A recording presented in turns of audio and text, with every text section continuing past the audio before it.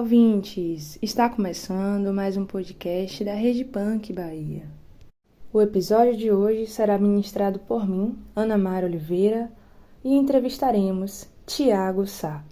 A nossa equipe de apoio é formada por Fernanda Beatriz e Júlia Flor. Hoje o nosso bate-papo vai ser com Tiago Sá, que é biólogo, gastrônomo e mestre em recursos genéticos vegetais. Como você consolidou a sua carreira unindo biologia e gastronomia? Bem, eu considero que minha carreira hoje ainda está em consolidação, né? Então eu tenho ainda uma etapa formativa muito importante para construir ainda, que é o meu doutorado, mas eu já tenho aí quase 10 anos de atuação no serviço público enquanto biólogo, mas eu ainda não tenho atuação como gastrônomo, né? Então eu estou sempre na interface da biologia com a gastronomia, mas nunca atuei de fato como gastrônomo.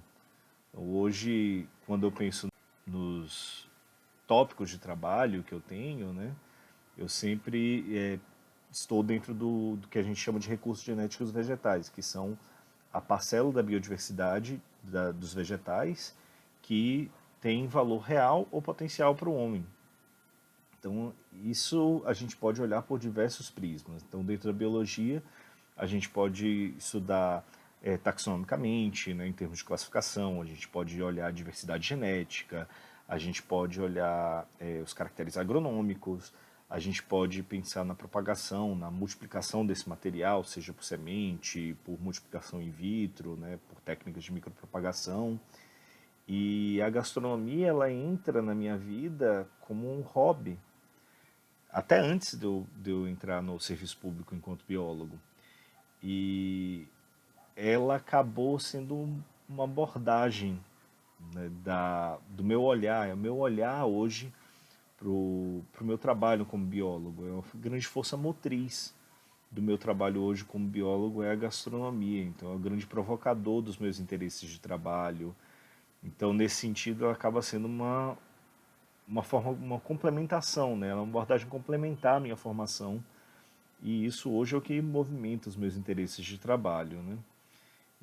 E hoje, dentro da biologia, dentro aqui da minha atuação como biólogo na UFBA, a gente pode pensar quem usa essas plantas, de que forma eles usam essas plantas, quais são as receitas que a gente tem com elas, os métodos de preparação, os usos tradicionais delas. Então tem muita coisa também na gastronomia que a gente tem tentado abordar, mas hoje eu ainda estou mais na biologia do que na gastronomia. Ela é uma grande força motriz do meu trabalho hoje. Eu gostaria de, sim, atuar mais dentro da gastronomia e hoje realmente essas formações se complementam muito no meu trabalho. Como as punks aparecem nesse seu contexto profissional? Então, as punk, no meu contexto profissional, elas surgem de uma maneira muito inusitada, porque não foi algo que eu busquei. Então, como eu falei, eu comecei a buscar gastronomia inicialmente como um hobby, até antes de entrar no serviço público, antes de entrar como biólogo aqui na UFBA. Então, eu entrei aqui no Instituto de Biologia em 2014, eu entrei na gastronomia em 2012. E quando eu cheguei aqui em 2014, Geraldo, ele já estava com um projeto envolvendo as punk. Eu estava um pouco afastado aqui da universidade, do grupo, e não sabia o que estava acontecendo, mas assim que eu cheguei, Geraldo e eu somos amigos desde a minha época de graduação, né? Mas assim que eu cheguei, ele veio falar comigo e disse: "Você está fazendo gastronomia, não é?" Eu falei: "Tô." E ele disse: vou te colocar aqui no projeto, tem um projeto bacana, a gente está trabalhando com plantas alimentícias não convencionais, até então eu não conhecia o trabalho, e ele falou: "Você vai gostar." E pronto. E daquele momento em diante, eu acho que eu entendi como eu poderia unir essas duas formações, né? O que era hobby inicialmente acabou virando, como eu disse, uma força motriz para o meu trabalho. E o olhar para as plantas dentro da biologia acabou sendo esse olhar de recursos genéticos vegetais, né? As plantas com valor real ou potencial, e essa abordagem das punk foi tão interessante, foi crescendo tanto, nossa atuação, a gente desenvolveu tanta coisa bacana, que hoje chega hoje nessa CCS e em tantos outros desdobramentos tão bacanas desse trabalho, que isso me levou a sair para fazer um mestrado em recursos genéticos vegetais, num programa da UFRB com a Embrapa Mandioca e Fruticultura lá em Cruz das Almas. E isso certamente alicerça o meu caminho como pesquisador nesse campo. E ela é o coroamento da união das minhas formações como biólogo e como gastrônomo. Então as punk elas chegam realmente de uma maneira muito inesperada e acabam sendo inesperadamente algo que me move hoje dentro de todos os trabalhos que eu faço. Você conhece restaurantes em Salvador, Bahia, que trabalha punks de modo mais destacado? Sem dúvida, punk na alimentação, na gastronomia, é uma tendência. É algo que a gente vai ver e vai continuar vendo por um bom tempo, algo que tende a se estabelecer mesmo no mercado, mas infelizmente não existem hoje, no meu conhecimento, restaurantes que de fato usem isso amplamente no cardápio. Mas eu tenho que destacar, né, não tenho como falar de punk sem falar do Beto Pimentel, né, o chefe do Paraíso Tropical, que é um cara que já há muitos anos ele já usa uma série de plantas, né, frutas principalmente, no seu cardápio, nos pratos que ele prepara, como o biribiri, a pindoba, abricó, ingá. Ele faz uma série de preparações com plantas que hoje a gente tem a terminologia, né, que são punk. Antes ele usava, só eram apenas frutas e ingredientes diferentes. Hoje a gente usa essa denominação punk, mas muitos anos antes ele já utilizava. Então era comum ele tinha isso, é uma cortesia no final da refeição, ele trazia uma gamela de frutas da época do que tinha no quintal dele, como sobremesa. Então não era incomum ter um abricó, ter um ingá. Então era um lugar que você encontrava coisas bem diferentes, coisas punk aqui em Salvador. Ele certamente é uma referência quando a gente fala de punk. Tem também a Leila Carreiro, do Dona Mariquita, que ela tem um pudim com fava de aridã. Tem um efó de taioba. O efó, inclusive, foi uma dificuldade. Eu lembro na época que ela estava colocando isso no cardápio. Ela contactou algumas pessoas que eram ligadas à rede punk para tentar ter uma demanda contínua de taioba, que era uma dificuldade que ela estava tendo. Eu não sei como está hoje, se o efó continua sendo preparado integralmente de taioba ou se eventualmente acaba sendo de língua de vaca, eu realmente não conheço. Mas é uma pessoa que traz essa marca. O pudim de fava de aridã é fantástico. Eu sei também que o Vini Figueira tem uma farofa de licuri que acompanha diversos pratos, filé, lagosta, ele tem drink com hibisco também. E no Empório da Agricultura Familiar a gente tem um pudim de licuri maravilhoso. O licuri está deixando também de ser, né? Aparece no Vini, aparece no Empório. Ele está deixando de ser punk, né? A gente encontra hoje no Empório da Agricultura Familiar, para quem não conhece, fica no Mercado Rio Vermelho, o antigo Ceazinha.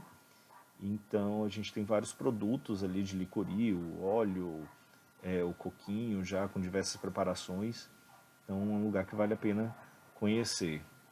Por quais punks você tem maior interesse, seja por razões profissionais ou pessoais? Olha, são muitas as plantas que eu tenho interesse. Eu tenho um carinho muito grande por muitas plantas, mas com certeza tem uma que é a Beldroega. A Beldroega, a Portulaca oleracea, é um carinho que eu tenho muito grande por ela, não apenas porque eu acho ela uma planta fantástica em vários aspectos, mas porque foi o tema da minha dissertação. Então, eu trabalhei com ela, com aspectos morfoagronômicos, de caracterização de algumas variedades, com interesse na produção e no consumo. E é uma planta fantástica. Ela ocorre em todas as regiões tropicais do planeta. O registro do uso alimentar é desde o tempo da Grécia Antiga. O nome Portulaca, o nome do gênero Portulaca, inclusive, vem dos tempos da Grécia. Mas o registro na América né, no continente americano, do uso alimentar pelo homem é de 10 a 12 mil anos atrás, então é bem mais antigo. E ela é uma herbácea, né, suculenta, ela completa o ciclo de semente até a frutificação em 30 dias mais ou menos, né, 31 dias nos meus experimentos, e é a fonte vegetal mais rica em ômega 3 que a gente tem conhecimento. Então, uma excelente fonte de suplementação para alimentação de quem é vegano e de quem come pouco peixe. Então, um alimento maravilhoso. Então, é uma planta que falta investimento em fitotecnia, em manejo, em cultivo, né? Mas que está aí com um potencial imenso e ela já ocorre em grande abundância. Mas as comunidades que conhecem essa planta, elas geralmente usam ela como forrageira, como alimento para animais. Ah, é comida de porco. E então não tem muito interesse em consumi-la. Mas é um alimento fantástico, ela tem um toquezinho azedo. Nossa, é uma planta deliciosa de se comer, de fácil cultivo, ela precisa ser bastante incentivada, né, para o consumo. Além da Beldroegal, eu também tenho um carinho muito grande pelas cactáceas, né? Lá no LCTV, Laboratório de Cultura de Tecidos Vegetais, a professora Moema está desenvolvendo uma série de trabalhos com cactáceas com interesse nos frutos. Então, eu estou ajudando lá nesses projetos, então a gente tem pitaia, que não é tão punk assim, né? Mas é fantástico porque 1 hectare de pitaia consegue render para um agricultor mesmo que 10 hectares de banana. Então tem um interesse social aí na produção de mudas delas. A gente tem o figo da Índia, que é a palma forrageira, é o fruto da palma forrageira. Então pensar que a gente pode dar uma alternativa para quem já planta a palma forrageira para o plantio, né, o cultivo, né, completar o ciclo aí da frutificação da palma, para você ter mais uma alternativa de fonte de renda para pequenos produtores. Então, são tópicos que também me interessam. As punks que recebem maior atenção costumam ser hortaliças folhosas? Que outras categorias de punk você acha que podem merecer atenção por cozinheiros e consumidores? Sim, existe essa atenção maior, essa impressão de que a maioria das punk acabam sendo hortaliças folhosas, que são matos, por assim dizer.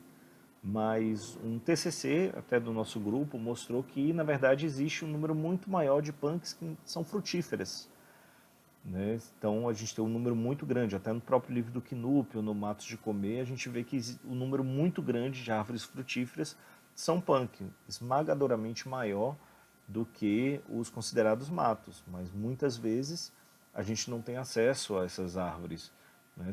Já são árvores não convencionais, então elas estão localizadas em interiores, comunidades, então é muito difícil você achar um abio ou uma pitomba. Então são árvores que a gente tem pouco acesso.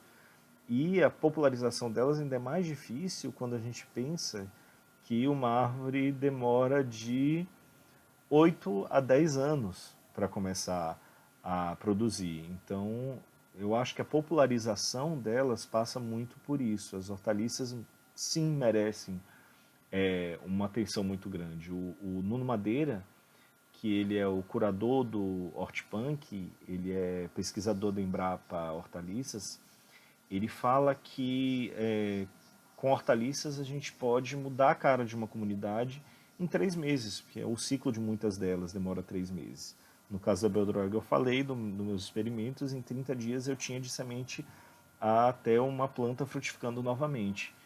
Então elas merecem sim essa atenção diferenciada, porque de forma muito rápida a gente conseguiria estar produzindo, estar tendo um fluxo muito grande de material, de insumo para cozinheiros, para consumidores de modo geral, né? Depois a gente poderia passar então para raízes e tubérculos, que tem um ciclo um pouquinho mais longo, né, para chegar no mercado com regularidade. A gente tem inclusive um produtor aqui próximo a Salvador que tem investido em espécies como mangarito, inhame roxo, um ciclo mais lento, mas que pode sim chegar a suprir as demandas, né? E as frutíferas, além da questão do tempo de frutificação, né, o tempo de crescimento de uma árvore, a gente tem a questão da sazonalidade.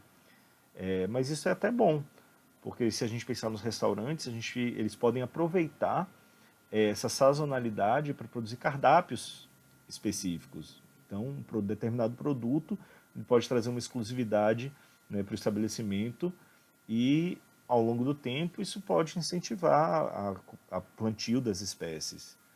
Então, da mesma forma também que os consumidores podem aproveitar esses produtos em feiras de bairro, esses produtos sazonais. Mas você tem que procurar numa feirinha de bairro, numa feira menor, porque esses produtos, né, punk dificilmente vão aparecer em supermercados maiores. O nosso podcast foi desenvolvido pela ACCS Plantas Alimentícias Não Convencionais, vinculado à Rede Punk Bahia. Esperamos que tenham gostado do nosso episódio e nos acompanhem nas nossas redes sociais.